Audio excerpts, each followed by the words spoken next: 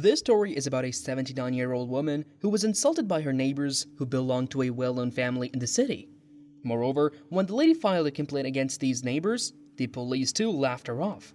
But when the cop found out about the son of this old lady, he took the matter into his hands. And then there came an interesting twist. Ashley was a vibrant woman who gained and lost a lot in her life. She was a history teacher who always had a way to engage students in her subject.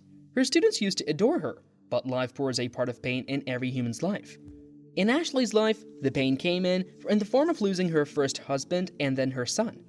After the death of her husband, Ashley invested herself completely in the betterment of her son, John. And John came out to be a handsome, responsible guy who served his nation in the army in Iraq, fought a war, and won a couple of silver medals, but he eventually died in an accident that occurred at the workplace.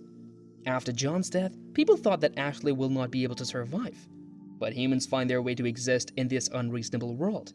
Ashley needed an obsession to survive, so this time, instead of investing her energy completely into a human, she directed it into nature. She started planting a variety of flowers in her garden.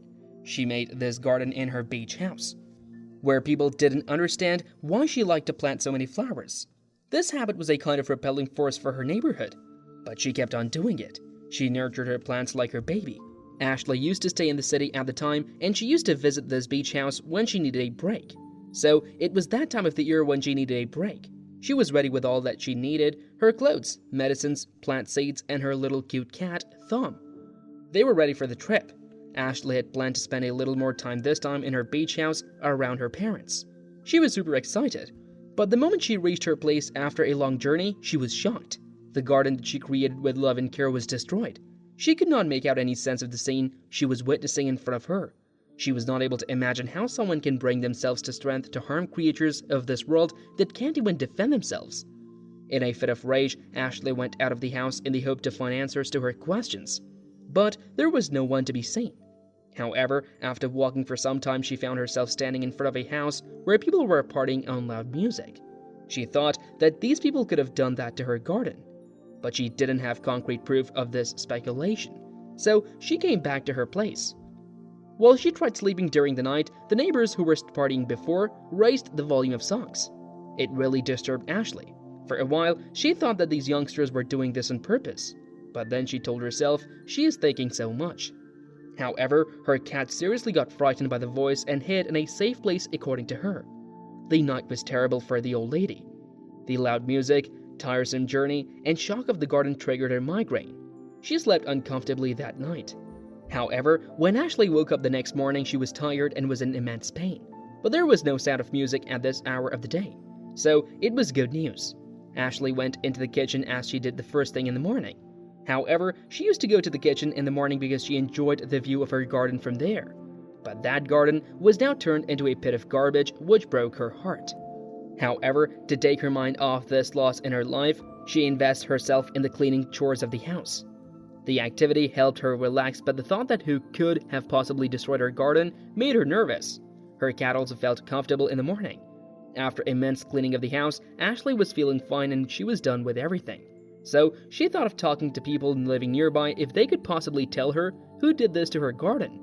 She tried talking to people, but no one knew anything. However, it was evening now and the sound of music started coming from the house and the neighborhood who were partying the last night. The sound of music was pretty low and bearable in the evening, but as soon as the dawn took over, the sounds of music started growing louder. It was unbearable for an old lady to sleep with such loud music in her neighborhood. So she decided to tell the kids to watch the sound of the music as it is disturbing her. Though she refrained for quite a few minutes, when she realized that the music is again triggering her migraine, she gave up and went to the kids' place. She rang the bell and knocked on the door for a few times, but no one answered. She waited and tried again, repeating the drill. This time, a woman of around 25 years of age came out of the house with a glass of drink in her hand. She asked Ashley how can she help her, to which Ashley said, "I live next door. Can you please slow down your music? It is scaring my cat." The young lady smiled at Ashley and said, "We're partying here, and listening to music is my right, right?" From this response, Ashley got an idea of what kind of kids she was messing up with. Giving up on these kids, Ashley went back into her place. After which, she felt like the volume of music was increased than before. The window panes of her house were shaking. Now calling the police was the only option she was left with. So she called the authorities and complained about those kids. But as soon as the patrol car reached the locality, the volume of music was merely audible, to which the cops felt that the old lady might have been mistaken. So the cops talked with Ashley and told her there was no sound and she might have been mistaken, and they went away. As soon as the cops went away, the music was on the same high volume again. The surprising thing is, the same thing happened again the next day. The kids started partying and playing even high sound songs than the night before, and they were screaming like high-time drunks. Ashley again called the police for help. Again, the youngsters endured the volume of music as they sensed the patrol car approaching. The police found nothing happening in the locality. Shockingly, the cops warned the old lady herself not to bother them with fake calls, because they thought that Ashley was doing this just to get their attention.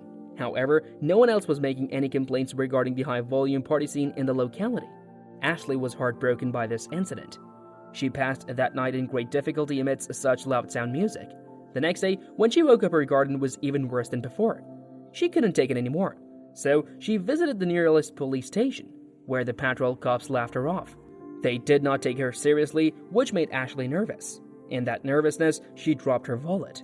That is when an officer came into the station and helped her collect the belongings that fell off her wallet.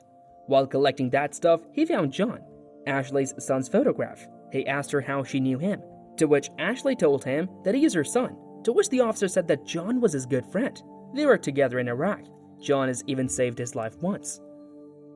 That was the first time when the officer came to know that his friend was dead. He wanted to do something for him. Therefore, he was determined to help Ashley now. He accompanied her to her neighborhood in a regular car, where he witnessed the people in that house partying on really high volume music. He also measured the sound quality of that music in Ashley's house. The scale was devastating.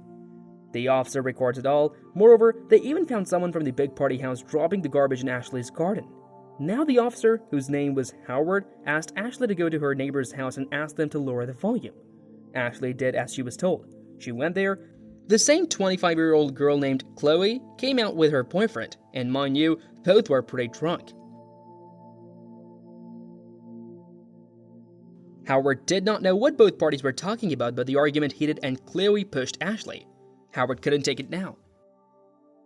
Howard arrested Chloe and her boyfriend in front of her friends. To Chloe said them that my father is a big person, and she said all sorts of things, admitting that he will not let him take her to the police station. But Howard didn't care about what Mr. Sherman would do now, as he had strong evidence against his daughter. This arrest cost Mr. Sherman a fortune because all his bribes cases were exposed. On the other hand, Chloe and her boyfriend were punished to pay a $60,000 fine to Ashley for harassing her, and they have to clean the streets of the city for the next 3 months.